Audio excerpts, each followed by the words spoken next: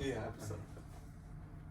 Hello everyone, welcome back to Cali Kings Podcast, episode 11. My name is Matthew Munoz. This is... I'm ICK, and we got my boy Coach Ryan in the house. How you doing, Coach? What it is. And he's also a fellow Caitlin Clark enthusiast. We got to represent for Caitlin Clark, you feel me? You know what time it is?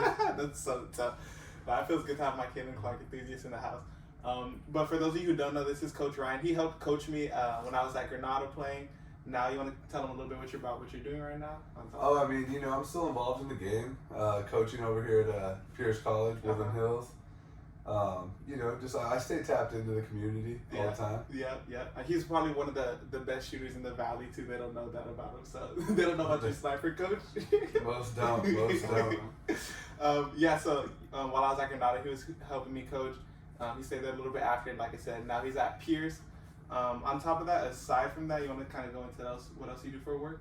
Oh, yeah. So I work in recruiting. I manage a group of recruiters. We help people find jobs, multiple industries. It could be engineering, manufacturing, legal, so attorneys, CEOs, executive roles, and even accounting, finance, tax positions, etc.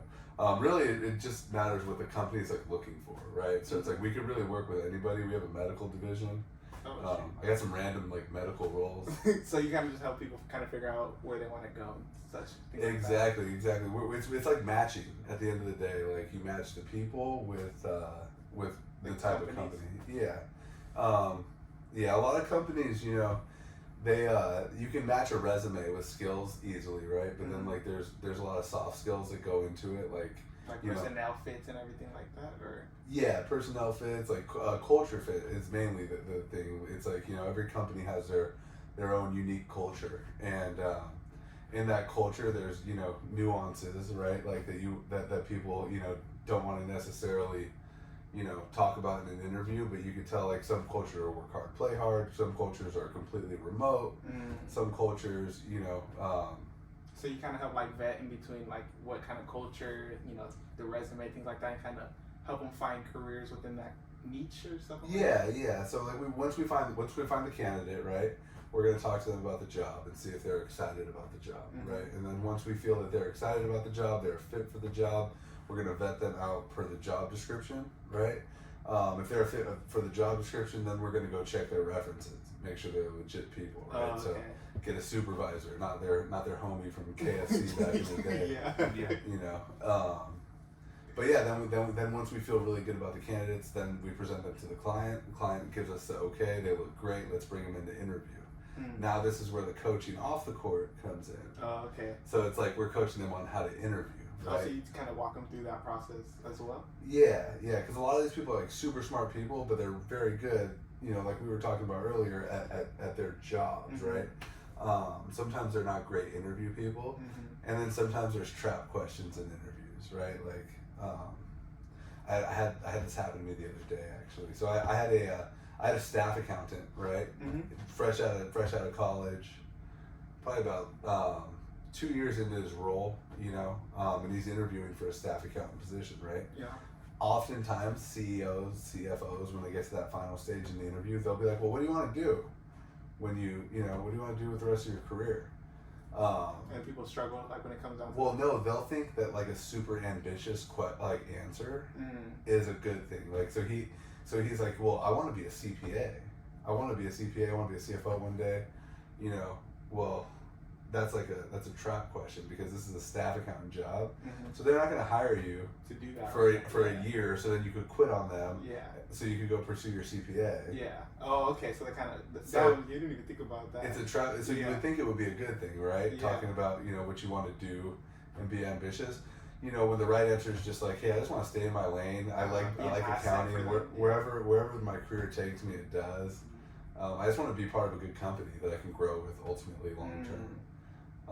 It's better than the latter about trying to be a CPA, etc. Because they may not even need a CPA. They probably have an outside CPA signing off on their accounting stuff, or maybe the CFO does it, whatever. But candidates don't know that going in, so you really gotta teach them kind of the ins and outs. Just help them out. Help point them in the right direction. Make sure that they're aware of these questions that come down the pipe. And then like these people become your friends for life because you change their life, right? Like, so then eventually that staff accountant does become a CFO. And you already have built that rapport and connection. And then when the CFO starts hiring, who's he going to call? Yep, the OG. Exactly. So I've been doing it for about 11 years. I place people in, like I said, I place attorneys, I place tax people. So do you mainly deal with like the higher end people right now, or do you still help like? I'll help anybody I can help. Mm-hmm. I helped an HR generalist get a job the other day. Even like I had a guy, actually, it's a funny story, man. So I had a candidate who, was a great person for the position. Mm-hmm. And this is where having a staffing company comes in. It's good because on paper he looked great, personality was great, culture fit was great. I told the client that he was so good, I'm confident that you could just have him start. You don't need to interview him. Just have him start on Monday. She told me, hey, like he actually does look great. Actually, have him start Monday at 8 a.m. So then we had to go run a background check, right? So this is where he came forward with me and told me he had something on his background. Yeah. And that's where a lot of problems. That's where I had to go back to the client and talk to the client about. This is the situation with the candidate, right? Like, I still personally, like, it happened when he was 20 years old. Like, I don't really hold anything against people, mm-hmm. For mistakes they learn, from. Especially at the age of 20. You're still figuring out life at 20. Yeah, we just turned 20, so. Yeah, you gotta figure out how this thing works. So she understood, actually, and she felt, better that he was honest about it up front. Mm-hmm. So she bypassed the background, hired him, had him start. But had he just entered the background check and there wasn't any buffer between, like, talking them through it, any person could have just looked at it and be like, no, we're not going to hire him. Let's find somebody else. Yeah. So a lot of times we're advocates for our clients, mm-hmm. For our candidates, right? So we're telling the client, this is the best person we found. He's going to be a good fit. This is why. So ultimately, it's cool because we get to change people's lives. The other part of my job, I manage a bunch of other people that do the same job as me. Yeah, I was gonna say, like, how big is your team right now? We have 7 people total on the team. So, and it's different personalities. Everybody's got their own style mm-hmm. of how they like to operate. But at the end of the day, everybody, even myself, like, the best people always need to get better, right? Especially because we're dealing with an unpredictable product. It's people, right? Yeah. We don't know if they're going to show up to the interview. We don't know if they're going to show up to their first day of work. Yeah. It's a super unpredictable product, right? Most salespeople, you know what the product's going to do. It's going to have a certain function. Yeah. Exactly. So, really being able to read people mm-hmm. and, tell good people from, people who aren't as bought in or committed or, if you catch any red flags, you got to be able to sense that kind of stuff and like filter through it pretty much. Yeah, or take them out of the job, because it may not be the best fit. Because at the end of the day, we have to deliver for our clients, right? First, if I start sending a bunch of people who aren't the right fit, my clients gonna stop calling me for. It's a bad look, yeah. Exactly. So, we got to be coachable. Sometimes I tell my clients, just shoot me straight. Where do we miss it? What are you looking for exactly? You could be transparent, but those skills are all communication skills, mm-hmm. right? So, like, asking questions, getting curious, not being afraid to say I'm sorry is huge, because you're gonna have to say it at some point, right? Like, someone's gonna come in with, they'll come in 15 minutes late because whatever, they drop their kid off, whatever, traffic. Yeah. So, you gotta be able to apologize and really, talk to the candidates, counsel them, let them know attendance is a very big part of the job, etc. So I'm always talking to people in my job, in a nutshell, right? So helping my team do the same thing. They all have their own special industries. Like some of them are really good in manufacturing, some of them are really good in construction. So whatever the need is, if a company calls us, we can most likely fill it. Okay, that's what's up. That's it. And then I also see that you're always going on trips. Is that mainly for business, pleasure? It kind of makes both in together. What was recent? Oh man. So we've had, you know, my company has taken me to places around the world that I would have probably never been to had I not worked here. These are like top performers trips, you know, and that's it's one of the reasons why I like sales is because it's not a clock in, clock out type of job. Mm-hmm. It's you're gonna get in what you put in to it, right? Yeah. So we just got back from Bora Bora. That was somewhere I probably would have never gone. How long were you out there for? We were out there for about a week. Oh, that's tough. Yeah, one of the most beautiful places I've ever been to in my life. Like I said, you know, probably would have never been there if it wouldn't have been for the company. So we been to like the Ritz-Carlton. We rented out Universal Studios, the whole park. We were just up in Harry Potter land, just having drinking those beers, the Harry Potter beer, whatever it is. Yeah, those things are disgusting, man. You didn't like it? The caramel beers or whatever. Yeah, man, that thing. It's good for the Instagram photo op, but other than that, it's weak. Yeah, it's super weak. That's tough. You wanna? What would you say would be like the most enjoyable parts for the vacations you go to? Oh well, you know, our company has a lot of really good people in it, right? So like being able to spend time with some of these top producers and kind of just, you know, let loose and have fun with your own team that earn their spots there too. It's cool. It's fun. It's fun to just be around people who have like-minded goals. Mm-hmm. You know, you have to be super motivated to be in a position like that, and you know you have to have a really high amount of drive to come in every day, because it's not a pretty job. Like it's not. There's hard parts to it. There's ups, there's downs. So it's really not about getting too high or getting too low. It's kind of like just staying really even keel throughout the whole thing, because the minute you think you're on top of the world is the minute where things just seem to fall apart. Yeah.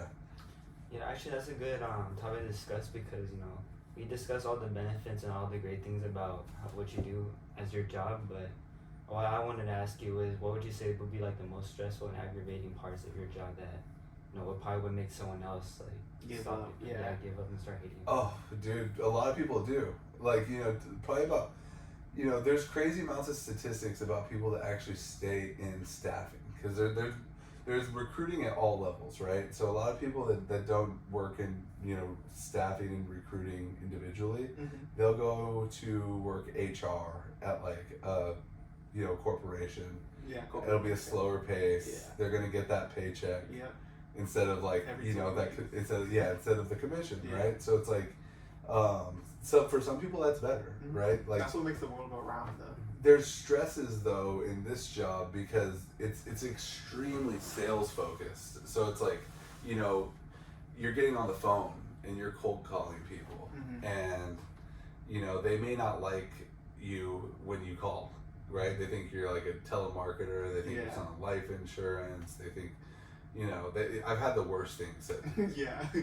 You know, but at the end of the day, like the best salespeople I've noticed are good help people, right? Because those people that you're trying to help, they have a problem, and if you can solve that problem, which is, you know, a vacancy on their team, understanding why they keep on losing a position is another one. You know, sometimes like they may have a lot of turnover in a certain position, and it may be because they have something functionally wrong with the actual job. Yeah. You know, sometimes like you gotta split one job into two jobs. Like some people don't have the bandwidth to do it. You know, you know. So a lot of times, like the part, you know, I'll get all the way to the finish line with a candidate and a client. Candidate's a good fit for the client. Client's a good fit for the candidate. The client comes in and then like lowballs them with an offer. They decline, and now we have to start all over. Yeah. Or they don't lowball them. It's a competitive job market, so sometimes they just decline the offer, because you know if you're really good, you have multiple options. Yeah. And sometimes like clients will lag their interview process. Their interview process will take a month and a half. People don't have time to be waiting for that. Well, if they're good, they're gone. Yeah. If they're good, they're gone. It's like anything else, man. A good girl doesn't sit around too long. You know what I mean? So. Yeah, but even like the job market nowadays too is like especially like young people that need jobs. There's always a lot of like competition with other people that probably worked jobs before them, or like other people that are more qualified because they have more experience compared to others. So those who haven't worked this is like their very first job, I feel like it makes it more difficult for them to find opportunities to gain experience. Well, this is the thing. Your first job is going to be your first job, right? And you got to understand that in order for you to advance at that job, you got to go dominate your playing field that you're at, right? You don't get a first job and go get experience to say I got experience on paper, because you didn't really learn anything. If you go to that job and you evolve and you outgrow that job, that's a different story, right? So you want to make the most out of every position that you're in the beginning. But my first job, I was reffing basketball games, Pee Wee basketball games at Winnetka Park. I worked at Stonefire for 3 years. Oh, for real? Breaking breadsticks in the back, dude. Just really? like they would just send me to the back. But do you think that all that kind of like helped you to where you're at now, like helped shape you to where you are now, or? Oh, absolutely. Yeah. Absolutely, because my parents didn't pay my parents didn't pay my bills. If I wanted money, I had to go work. Yeah. So when I was playing basketball at Pierce College, I was working at Stonefire in my off time. Mm-hmm. You know, working 8-hour shifts on the weekends because I had practice every day and classes every day. Yeah. So I had to work 8 hours on Saturday, 8 hours on Sunday, just to have 16 hours on my paycheck, just so I could have enough money to go buy lunch or, you know. Yeah, just get through the day to day. Take my girlfriend out at the time, you know. It's crazy, but I don't regret it at all. It's, you know, you got to go through it. Yeah. One thing I will say though is that the things that'll help you stick out from other candidates, other people your own age, is just like not being afraid to get in front of somebody's face, right? The last thing you guys want to be is pieces of paper on somebody's desk that they're not ever going to look at. So like the little things that you guys could do if you're interested in a job, go to that place of establishment if you can. You know, if it's a restaurant, whatever. If it's a place where you know that this is where they interview, hand deliver your resume, ask if you can talk to the hiring manager. You know, okay, they can't come out right now. Okay, well, I wanted to just hand deliver this. When's a good time for me to come back? Right? So just show that you're interested. People are gonna really, really like that. You know, people are gonna appreciate addressing them, you know, by their name, you know, remembering their name, making eye contact and smiling. Like at the end of the day, if you can make eye contact, you can smile, you can communicate, and you can answer the questions that are being asked, right? So like when they ask you an interview question, keep it short, keep it concise. Don't go running down a trail that of just like word vomit, because a lot of people have that they think more is better because they'll finally hit a point that they'll like. It's like, no, ask you one simple question. Just getting straight to the point. Exactly. And also don't be afraid to connect with these people on LinkedIn. Like, you have their first and last name, go look them up. Go look up everybody in the company. Start connecting with people in the company. Then, hey, like, you start posting good content on LinkedIn, right? So then, you could always just, send them a DM saying like, hey, thanks for the connection. Appreciate it. Just little things like that. It goes a long way. Yeah. Because at the end of the day, we're all people, right? So, but it's like, you got to think, what are other people doing what are other people not doing? That you could do. That you could do. Yeah, to separate yourself. Well, especially in a world today where everybody's on technology, right? So like face-to-face interactions, like people aren't as good at face-to-face communication as they used to be, right? Like we live in an introverted society, we've grown into that. I see it all the time. Like everybody, you walk outside, you'll see everybody's on their phone. Yeah. So, so I think being able to communicate and being able to solve people's problem resolution is going to be huge. So, what do you guys want to do? Well, for me right now, probably one of my main goals is probably becoming like a firefighter. Dude, right nice. Right now I'm trying to get my EMT right now, but also right now I'm trying to look for like part-time jobs as well to pay for courses and also get income here and there. So let me tell you something. That's what I wanted to do first, was I wanted to be a firefighter. I was actually a firefighter explorer for 2 years. Really? Yeah, we were at Station 100. John Goshorn was the name of the guy that was running the Explorer program back then. It was an LA City one, but so I had a choice back when I was your age, and it was either become an EMT and work the crazy hours, work the crazy shifts, or play college basketball.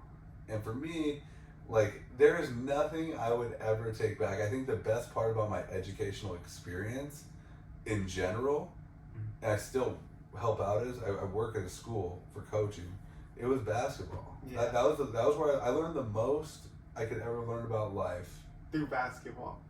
Yeah. Life lessons, how to work with people, how to take direction, how to show up on time, Discipline. how to push through adversity, how to not quit. I wasn't the most athletic guy. I wasn't the most skilled guy. I had to work really hard to get a scholarship. Yeah. So I think, the education system, that's a whole other topic. But like, in your case, I would do it, man. There's a shortage of firefighters. Back when I was thinking about doing it, it was hard to get hired. Right now, people don't want to get hired because everything is on fire all the time in Southern California. I live in Santa Clarita, so I there's not a day that goes by that there's not some sort of not going on. Yeah. So something's on fire. Especially out there. Especially as you go into the fall months, when you get the Santa Ana winds coming in. Mm. So, when you have dry summers, you have extremely dry falls. And we had a really, really wet winter this winter. So that means we had a lot of green. The green turns to brown. The brown is extremely flammable. Yeah. But dude, I respect it, man. I think you should stay with it, go all in with it. And, when it comes to stuff like that, it's just really about staying out of trouble. Like, don't do anything stupid. I know it's easy to say, but like, just, hang out with good friends, hang out with good people, start to get curious about, any people that are in the programs, and I would get a mentor that's already been there. Find a mentor, find somebody who you can pick their brain, and so you can be ready and you know what to expect, because the Explorers were like that. It was cool. I think you could probably do an Explorer program still. How old are you? 20. Yeah, 20.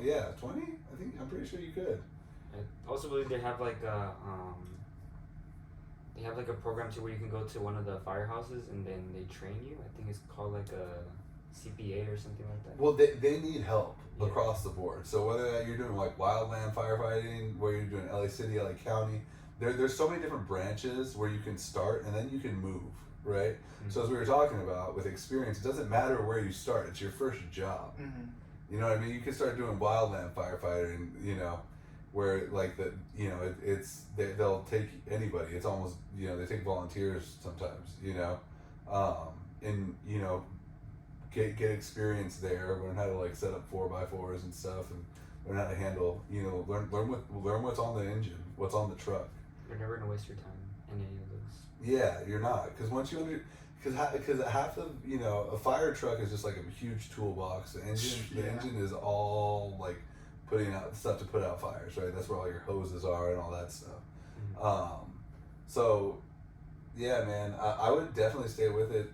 I think they're gonna start paying people more for it, but if it's something, if I'm being honest with you about the firefighter thing, looking back at it, if I could go back and do that or do what I'm doing now, I would do what I'm doing now. Because for me, it's not worth the risk. Like when you have a family and stuff, like going into a fire and you're like getting paid like 80, 100K, 120K. It's like it's a super cool job, but it's just the risk to reward ratio, maybe doesn't make the most sense. To me at least, right? Like I'd rather use my head to help people and make a bunch of money doing it, But I do think that like girls love it.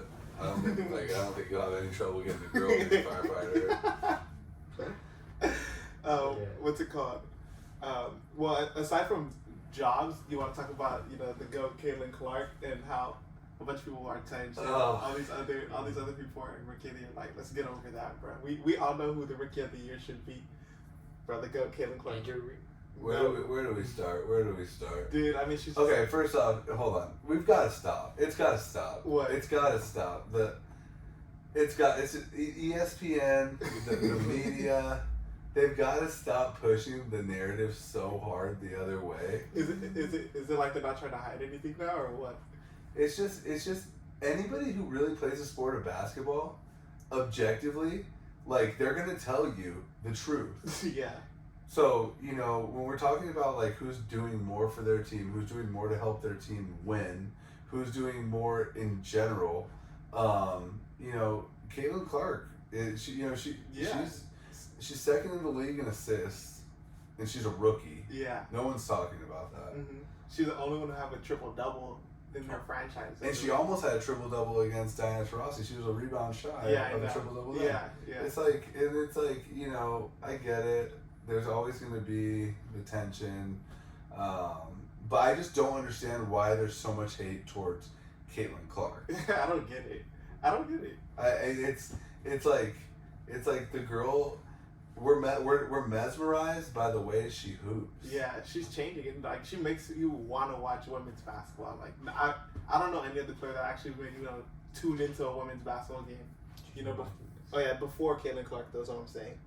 Like, who do you know that made you want to watch basketball? I never really watched. Yeah, that's what I'm saying. I didn't watch a single game. That's what I'm saying. I didn't watch this, and you know what? It's not because I don't like women's basketball. It's just because I wasn't drawn to the TV. Caitlin Clark, it's not because she's Caitlin Clark, it's her style of play. The deep threes, the passing. She steps across half court and she's draining threes like she's Steph Curry. Yeah, I know. She passes the ball like she's Steve Nash. Yeah. It's super exciting to watch. And she's humble too. She just lets her game do the talking. She gives people a reason to watch her. Yeah. Well, it's a mentality thing. It's like a we versus me mentality. Mm-hmm. And Caitlin, if you ever hear her in her interviews, she's never talking about herself. It's always about the team. It's always about what, you know. It's always about complimenting even the people that are going at her. Like all the WNBA people. You know, I think she's handled that extremely well. Yeah. I don't think anybody else is getting guarded 94 feet from the basket. Yeah, I know. People, you know, it's a thing, you know, and it's like, I think it's a learning lesson. I think people, they're gonna look back on this and it's gonna be pretty funny that, you know, I think Angel Reese and Caitlin Clark should have been on the Olympic team. Yeah. Especially to drive viewership up as well, because people want to watch them play.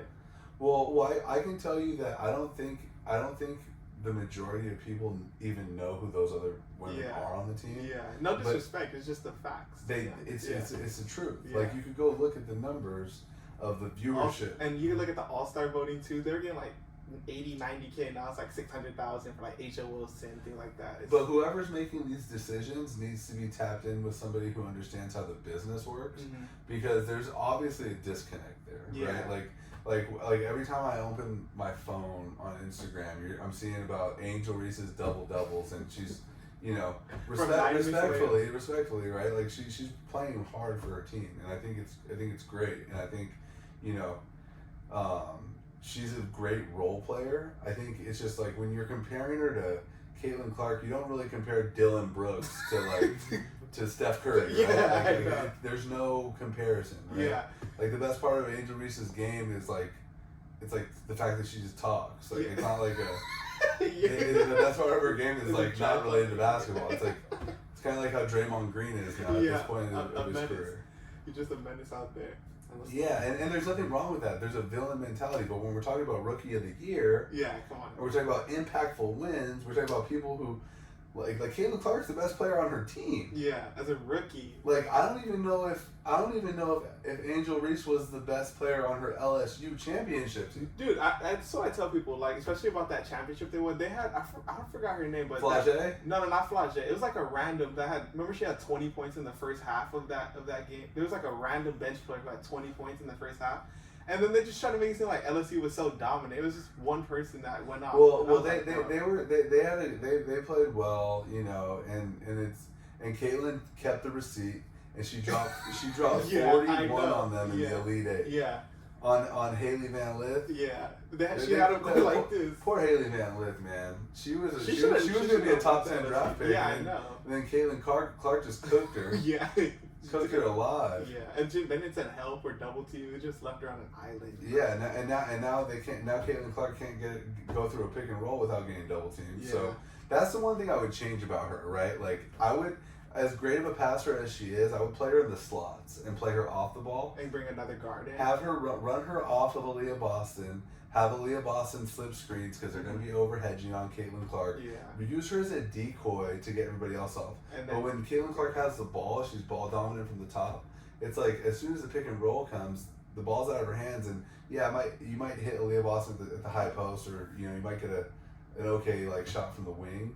But when you start running Caitlin Clark off screens, like how the Golden State uses Steph Curry. Mm-hmm.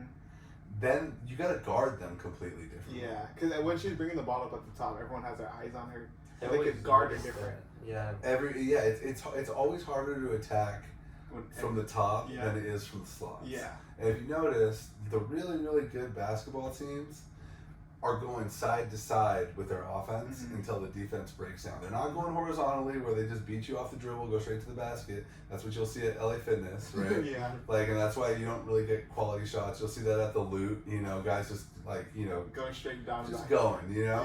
But when you have higher level basketball and people are actually positioned correctly on defense, you got to get the ball moving back and forth, right? And then you can expose switches, and then you can get different looks defensively. Especially when they have scouting reports on, they know when she goes right, she wants to drive, and every time it's left, she's gonna step back. So exactly, and especially when you have her in the middle at the top, everyone knows how they want to guard her and keep her up. And I'm not saying you don't run her from the top sometimes, right? I'm just saying if I'm them, I'm having Caitlin Clark start as my screener, just how Golden State plays. Have Steph start with the screen, then have them screen the screener, and then it's just you have so much movement on offense that either Caitlin Clark or a big's going to be open on a split, on a slip, and Aaliyah Boston's going to have a great game.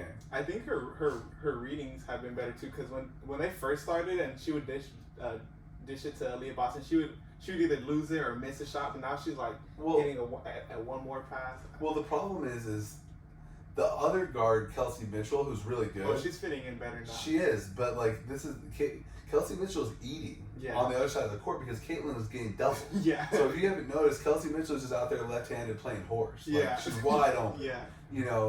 Which is great. It's great that they're starting to get that weak side skip, and she's starting to eat. But Kelsey Mitchell's not like a point guard who's going to be able to set you up. She's a combo guard that can go. She gets buckets. She gets buckets. She's nice. But Caitlin Clark is their best passer. So it's I can see where their coach is put in a bad, in a weird situation. Yeah. But at the same time, I would run Caitlin Clark. If you're running Caitlin Clark off these screens, everybody's worried about the switch. Everybody's worried about her. Everybody in the arena, including the people in the parking lot, are all watching Caitlin Clark. Yeah. So it's get that action. When she has the ball, it's easier to guard. When the ball's over here, Caitlin Clark's over there. All of our eyes are over there. Nobody's looking at the ball. You're gonna get better opportunities. High-quality shots. Do you think that they should even try to make the playoffs, or should we tank and get Paige and get? Oh, I think we should try to make the playoffs. Really? I think any of those WNBA teams I just learned, we popped Liberty. She dropped a triple-double on Sabrina's head, and it's that alone. And they just won the championship last year. The Liberty are the best team in the league. I know they say the Aces are, but if you ask me, pound for pound, who the best is, I think the Liberty are better. I think they're just deeper. I think and they want to win. I think Sabrina's a lot more consistent than Kelsey Plum is. Yeah. I do think Asia's a little bit better than Breonna Stewart, but it's not super. There's not a super large gap in between. Delineage is the word I like to use.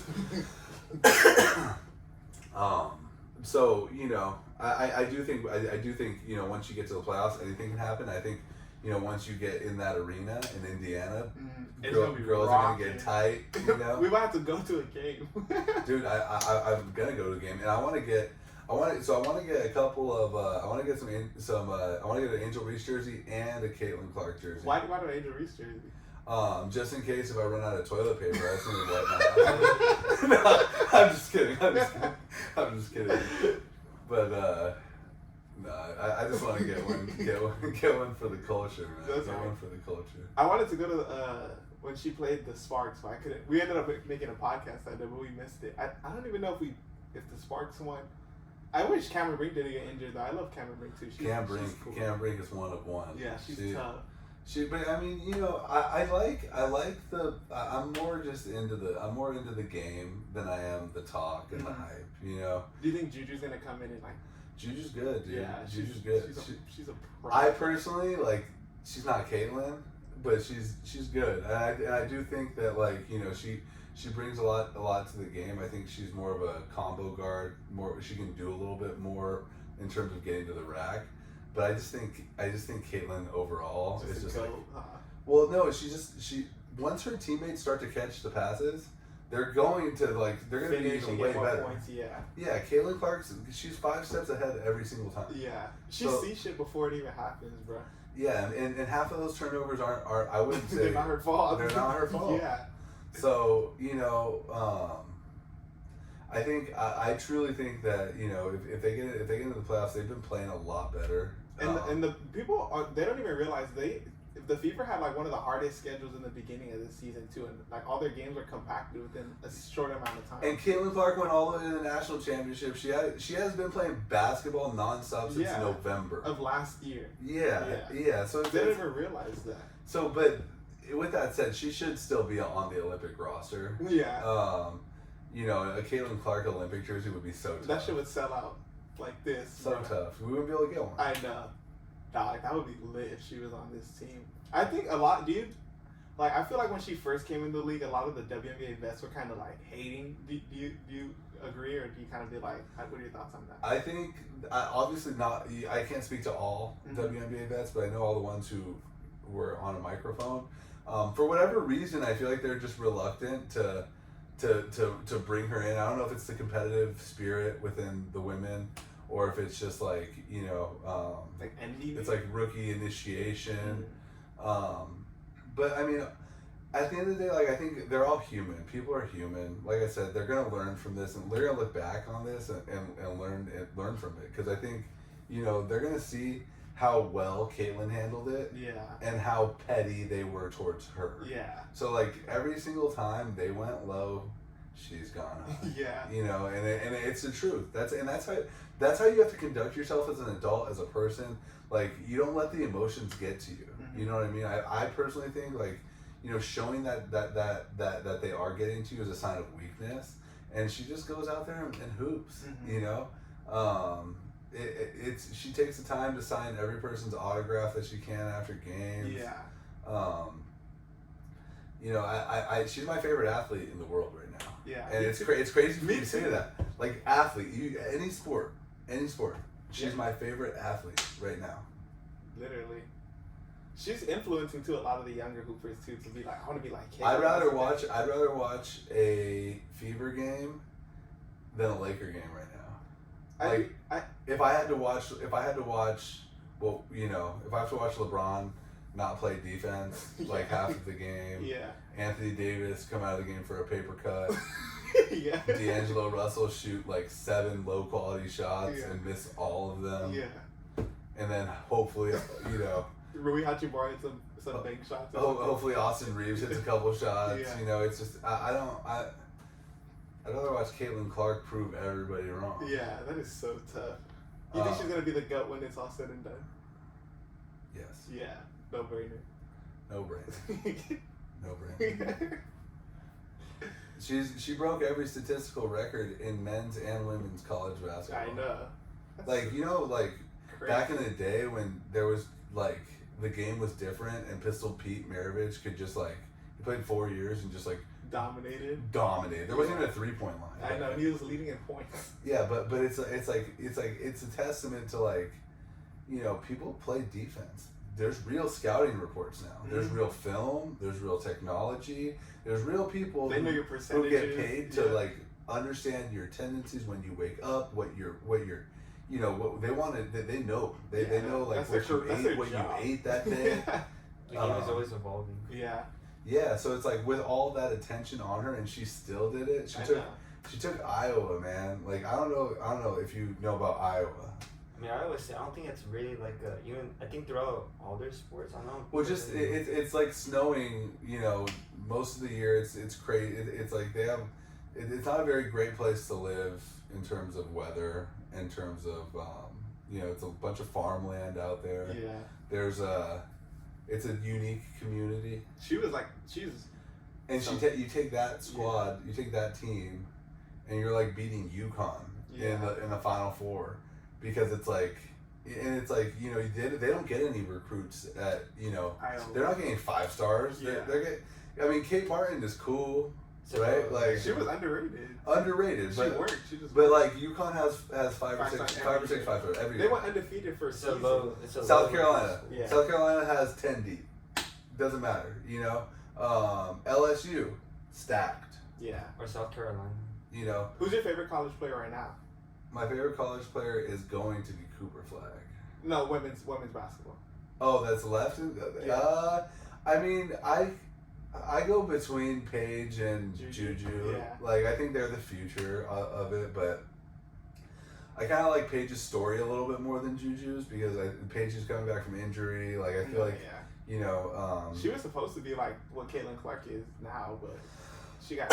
Well, she doesn't shoot the ball from 60 feet. Yeah. But you know, I think Juju has a better body in terms of like basketball. Yeah, you know, she's like strong, bro. She's strong. Super skilled. She's strong. She can create. She can shoot it. You know, you're gonna probably foul her if she goes to the basket. I think USC might win. They just got the big. But the thing Stanford, the thing about guard play in college though, it's like you need to have really good coaching, because at the next level everybody's super tapped into their scouting reports. So I think it's Juju could dominate in the WNBA right now though. She could. No, she definitely or at least do her thing. But it's just hard for a guard to do it alone. If you look at all the teams that win, true. like it's always They're the big, bigs, dude. Like you see South Carolina last year. It was they're all huge for girls at least. Hey, shout out Chloe Kitts too. She's my watch. Yeah, because bigs provide rebounding defense. Yeah, but it's different. I think for WNBA compared to NBA basketball, like the guards in the NBA are just different compared to like a guard in WNBA compared to the bigs. Like it's two different. It's like a different game. The bigs can translate a lot easier than the guards because the bigs are already big. And you talking about WNBA? Yeah. Yeah. Like Caitlin Clark, when she puts on 15 pounds, 10 to 15 pounds, bro. You know, like you see Kelsey Plum, she's just like ripped, like a little bulldog. Yeah. You know, even Sabrina Ionescu. Yeah, I know, and she's tall too. She's like 6 foot, I think, too for a woman at least. That's a big guard. But Caitlin, I just think she's just handled it really well. I think that, you know, I don't think people are talking about that enough. I feel like we're in a weird spot where like people are afraid to give Caitlin Clark props. Her flowers. Because I think it's like some people think that if you're giving Caitlin Clark their props, it's some way an insult to Angel Reese. Yeah, and it's just not like that. Like you don't compliment Steph Curry and offend Dylan Brooks. Like it's not like you know, it's not. They're two different type of entities. Yeah. You know what I mean? I think it's also because, you know, people don't really want to accept change and like a new evolution to the game. Because I think even like when it translates to like the NBA as well, there's always like new players that come into the league and they start changing the course of history and how we see basketball how it is now. Like with LeBron and Magic, with Jerry West, like multiple people that just come into the league and eventually start evolving the game and start changing it. Yeah. Just changing it overall in general. Well, I think people always, it's a competitive environment. People are competing. This is how people feed their families. Yeah. You know, I don't know how the WNBA players do feed their families on their salaries. Yeah. But especially if you're in California, you have to pay their taxes. It's crazy. Yeah. But you know, kudos to them. Is there state tax in Indiana?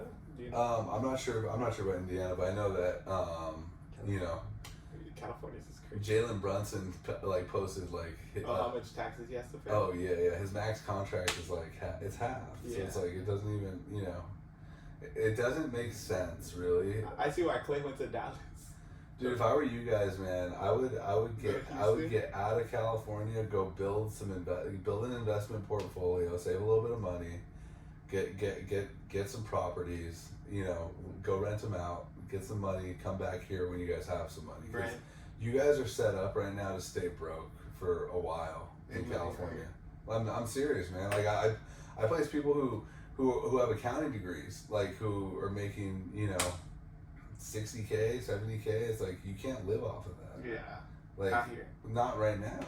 It's you know, we got a lot of stuff going on, and it's just like sometimes that's why I would tell you guys get into a sales role and ball out if you can, because you're not capped in the sales role. You don't have to worry about working overtime in a sales role. That's unnecessary. Like if you're a fireman, you'll work overtime, but you'll get paid for it. Whereas like, you know, the better you get at sales, that shit is the less you have to work. Yeah. Because then your ratio. And as much as you put in, you get a lot more. So I would, if I were you guys, I would go learn how to sell something. Go sell cars. Go sell. When we were on the way here, I said, "Tell me this petty shit." I'm trying to tell him to get into sales. Like, bro, you could do it, bro. He could do it. Well, bro. a lot of sales comes down to asking questions before selling, because you can't like. That's a little what I told Yeah. you. I was like, It's always a question. Yeah, and listening to what they're saying and solving their problem. I said they tell you what their problem is. You just have to give them the answer. Exactly. Yeah. So you know what the analogy I like to use a lot is? It's like, so if I'm a doctor, right? Mhm. Like I can't prescribe you medicine medicine but you don't without asking you what's wrong, Yeah. right? So I have to ask you what's wrong in order to give you the right medicine in order to treat you correctly. And that's how sales and helping people works. Yeah, that's probably the best analogy you could get. That's facts. That's facts. You can't give them. You don't want to give them the wrong medicine. They might go home and, you know, Yeah. like. And that's a good trick, like especially when you're new to sales, you might just be talking too much and you're like they think you're too pushy, or you may not. You're maybe solving a problem that they already have the answer to, and you should just be listening to what they're telling you they need, pretty much. Yeah, and I think part of it, it's also just like in sales you can tell when someone's gripping the bat a little too tight, or they're like being a little too thirsty for the sale. It's just be relaxed and calm. Just be genuine Mhm. in life. Just be genuine. Don't be someone that you're not. You know, and at the end of the day, if you're genuinely trying to help them and it's not the best solution, move on, right? Like, and then you could follow back up, and you could always see how things are going. You know, but at the end of the day, like. Some people have their minds made up too. Yeah. Before you even talk to them. Mm-hmm. But the hard part about sales is you got to do that 100 times before you find the good one. Yeah. Right. It's a numbers game. It's a numbers game, right? So you can't make one sales call and think you're gonna be successful. Jeff Bezos. Yeah. Exactly. So, you know, anyway, the WNBA could use some good salespeople. Yeah. But you know, thankfully. They're making more revenue. They're still at a net negative. Yeah. I don't think they're profiting. Not yet. They will. They gotta sell a couple more Caitlin Clark jerseys. If they got the USA version of the Caitlin Clark jersey, that shit would be enough to you can save the league. Yeah. Yeah. I don't know why they don't do that, bro. That's crazy. Okay, but you know, it's just it's also crazy because half the people watching the WNBA don't even like basketball. They just like cheering for Angel Reese, and it's just like, you know. She misses 30% of her layups. Yeah. Or she misses 70% of her layups. She's shooting 30% from the within field. like 5 feet of the rim too. Like, yeah. And she's the biggest one out there. I mean, okay, I'm gonna stop beating up on Angel Reese. I do think that she's a good for what she does.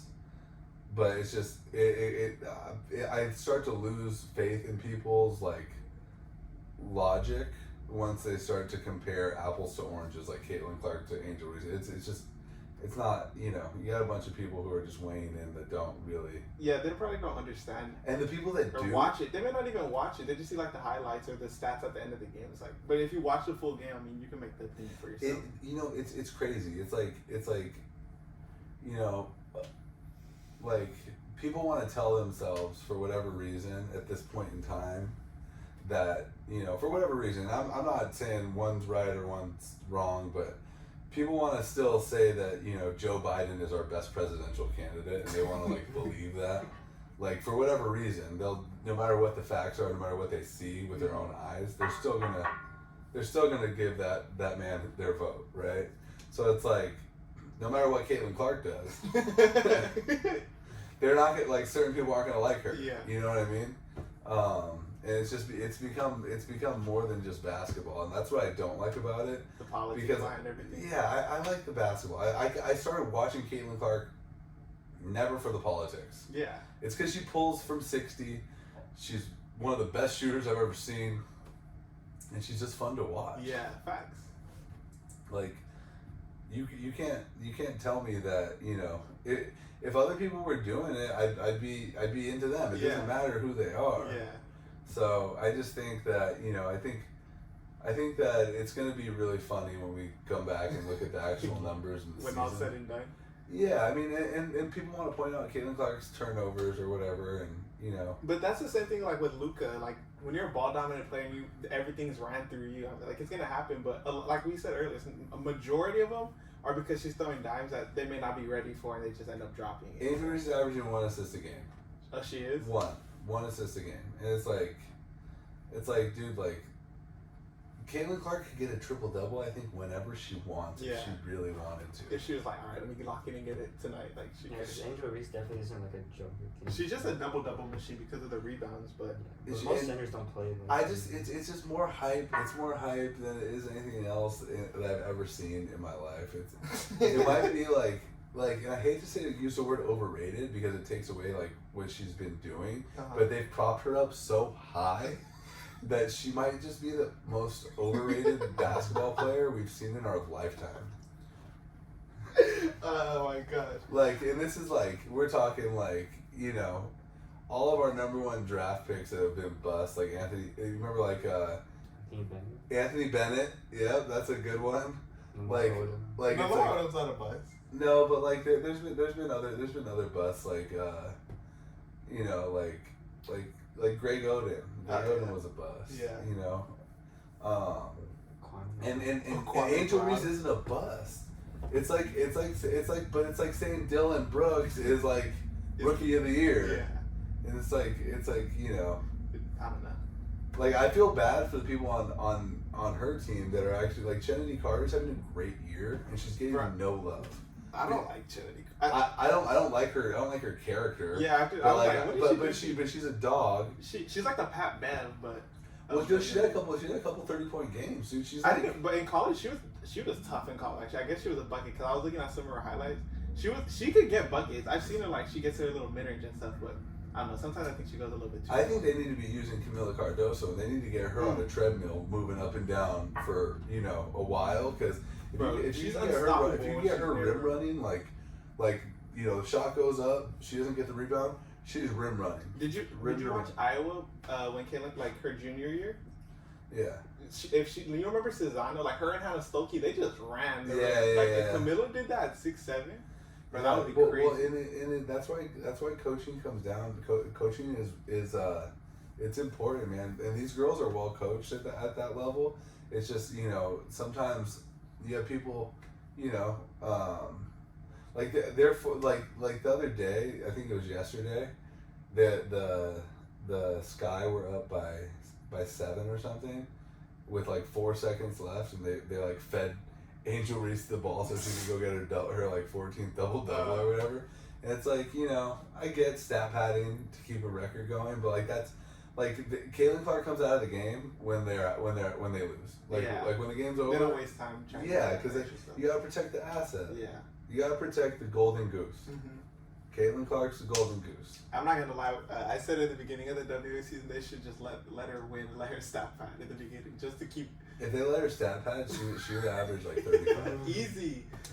Easy, bro. Oh my and honestly, it'd be more fun to watch sometimes. But I want them to win. I want them to win because that'll be like the biggest like fuck you to everyone else. Yeah. Well, dude, like, yeah, especially keeping her off the Olympic team. Yeah, that's crazy. Oh yeah, and if she won, dude, if she dude, that would be the toughest shit ever, bro. Dude, but they won't allow it. Yeah. I literally don't think they'll allow it. She would have to go like crazy. She would have to go crazy, and like the refs would have to not be biased. Like I don't know if you saw yesterday, like the girl, like the flopping. Oh yeah. It was just and Kayla had to check it. She's like, "Why are you like doing that?" Yeah. And Kayla doesn't even do that kind of stuff. She but she had to check her like, "Bro, you're doing too much, bro. You're doing way too much, man." And it's just like That's why I ride for Caitlin. I know. Right? I ride hard because people don't get it. Like, she's a special talent. Yeah. You know, but you know, maybe it'll take some people some time. It'll take me some time with Angel Reese. Yeah, like maybe I'll find a love in my heart for missing 70% of your layups and talking more than playing. Nah, but if she starts finishing more and Camilla starts being dominant, they could be like a Angel Reese. Well, it's just nobody. Yeah, a tough team. It's just they're not guarding Angel as hard as they're guarding Caitlin. Like, no, yeah, that's true. Caitlin has a hand on her the entire time as soon as she touches the half court. Like, you can kind of, like, I wouldn't guard Angel Reese either. You know what I mean? Like I probably don't box her out either. All you gotta do is I'll put a body on her because she's good at crashing the boards, but it's like, let her shoot those little shots. She always shoots the shots right in front of the 3-point line. I'm like, bro, that's the worst shot in basketball. You know what I'm saying? Like, come on, bro. I would double down on the paint and try to keep Camila out, you know? Yeah, she's huge, bro. Like, she should be the most. She's like, she could be like Shaq. Well, they're not giving her. They're not using her enough. I know. Because hey, I would take her on FIFA right now.